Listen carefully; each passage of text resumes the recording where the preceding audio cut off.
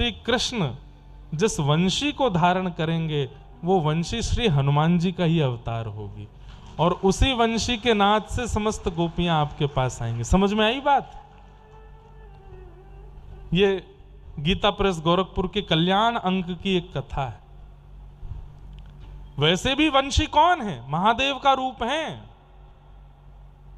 महादेव का ही रूप, महादेव का ही अंश वंशी के रूप में आई है, जिसको ठाकुर जी अपने अधर पर धारण करते हैं। और हनुमान जी कौन है? ये भी महादेव के ही रूप हैं। तो महादेव का कौन सा रूप वंशी बन के आया? बोले श्री हनुमान जी महाराज जी वंशी बन करके आए हैं ठाकुर जी की। तो ठाकुर जी ने क्या किया? वन के समय में हनुमान जी ने जितनी सेवा राघव जी की है, उस सबकी भरपाई ठाकुर जी ने द्वापर में कृष्ण बन करके की। क्या? हनुमान रूपी वंशी को अपनी होठ की तकिया पे सुलाते हैं, अपनी उंगलियों से उनके चरण दबाते हैं, अपनी पलकें बंद खोलते हैं तो मानो हनुमान जी को पंखा झलते हैं, अपनी नासिका के मोती से मानो छत्र रखते हैं।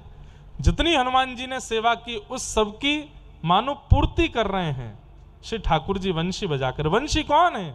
श्री हनुमान जी ही हैं। आज शरद पूर्णिमा का चंद्रमा जैसे उदित हुआ, भगवान ने जैसे ही अपने अधर पर वेणु को धारण किया और जैसे ही प्राण पिरोने प्रारंभ किए, सबको तो लग रहा था कि वेणु की धुनी है, लेकिन वही दंडक वन के समस्त संत जो व्रज की गोपी बनकर के आए थे, उन सबके कानों में धुन नहीं जा रही है, शब्द जा रहा है।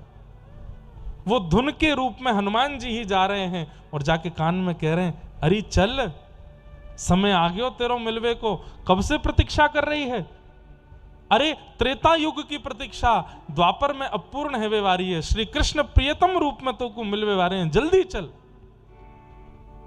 सब गोपियों के कान में जाकर के शब्द आ रहा है कि कृष्ण बुला रहे हैं, जल्दी चलो। और जिनके मन में कृष्ण प्रेम नहीं है या जिनको ठाकुर जी रास में नहीं बुलाना